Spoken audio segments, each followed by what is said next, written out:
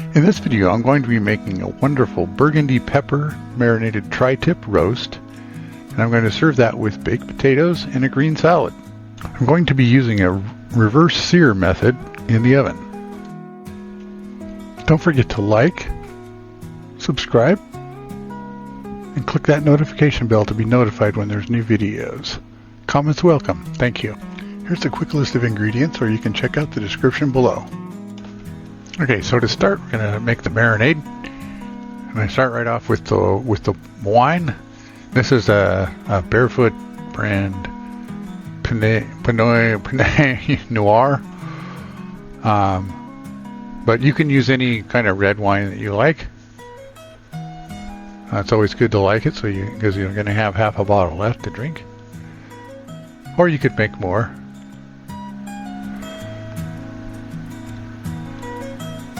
And next up, we got some extra virgin olive oil. And we do want the extra virgin here because we're looking to get some of the flavor out of that too.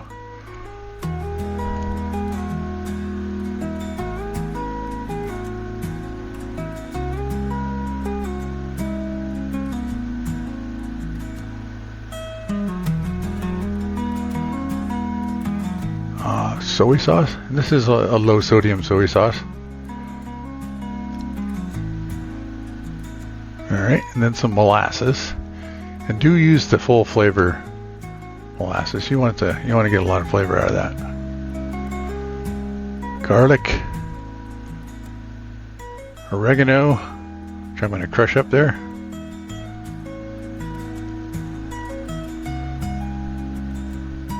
Alright, now use some liquid smoke. Since I'm baking this in the oven and not grilling it, I'm going to add a little liquid smoke. Alright. And we got our tri-tip here. Now I find tri-tips come just a couple of ways. They either come trimmed or untrimmed. And when they're on sale, they're usually selling it untrimmed. And that's usually what I get. And then I just trim it myself. And I like to trim off most of the fat, and if there's silver skin on it, you want to make sure you take that off. And then I'm going to salt it there to brine it a little bit. And then add in the marinade, seal it up, and we'll put it in the refrigerator. And overnight is best for this. Get a good marinade on that. Okay, now preheat the oven to 250, so I'm ready to cook here. And I'm going to get my favorite pan and line it with foil. Got my rack there. Okay, now I'm going to coat this with about 1 to 2 tablespoons of pepper here. This is the pepper part of the Burgundy pepper. And I'm going to be cooking it at 250 a little slow, so I think that helps get the most consistent cook in the middle without browning it too much. So I'm going to be using a thermometer, set it into the middle of the meat there. Okay, and then my thermometer has a setting where you can set how hot you want it to get, and it has an alarm. So you can see here I have it set for 125 degrees, and that's where I want to take it out. So I'll be cooking to temperature, not by time.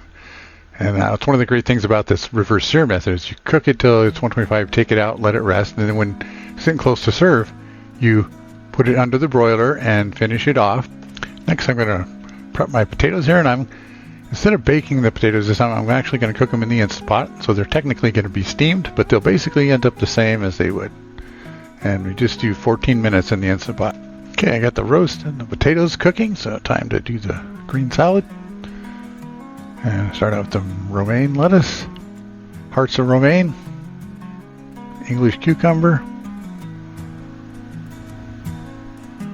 This is basically the same salad I make every time. Pretty close. Depends on what we have. Red bell pepper.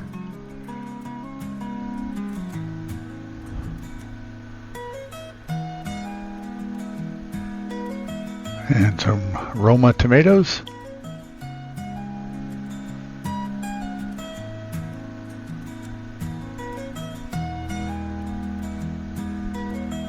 Alright, a little shredded cheese. Some sliced black olives.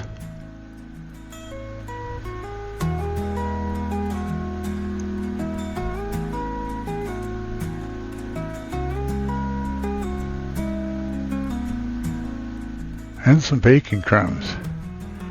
And those are done. Okay, our roast is up to temperature, up to 125. So we'll take it out and we'll put some foil on it and just let it set. And it's going to go up some in temperature. Okay, so it's like 15 minutes before I want to serve. So I'm going to turn the broiler on. Wait for it to heat up a little bit. And then I'll go ahead and stick it in. Take the thermometer out, of course, and let's foil off.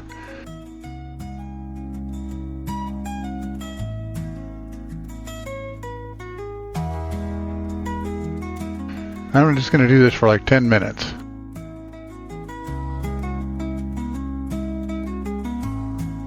Check on our potatoes here. They're good and done, of course. And 10 minutes later, here's our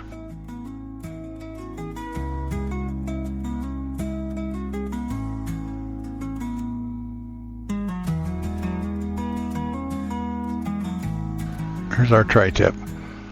All nice and seared and hot and ready to slice. I find with tri-tips, they always lose a lot of juice, even if you let them rest for a long time, but your mileage may vary on that. Now, one thing to note on a tri-tip is that the grain is kind of weird on a tri-tip, and it actually fans out from that one corner, the short corner there. So you want to try to cut across the grain, and the easiest way would be is do it this way. Just right across like that, and you'll cut across most of it. But that makes really long slices. So my favorite way is to cut it right towards that point up there at the top, right where the grain kind of splits and starts fanning out the other way. And then I'll just cut across the grain on each of those pieces. That way you get nice slices. And you can see there that it's a nice, pretty good medium rare there in the center. And of course the tri-tip is thicker in the center and then thinner out on the edges. So out on the edges you'll get more done meat, and in the center you'll get the less done, which is kind of nice. So different people like different things. So you can see how juicy it is. You might think all the juice is coming out, but it's not. Okay, there we go. Looks beautiful. You can see the dark color you get from that Burgundy wine. There's my plate. That's my loaded baked potato and my salad. Beautiful. Thanks for watching. Don't forget to like, subscribe, and click that notification bell to be notified when new videos are posted.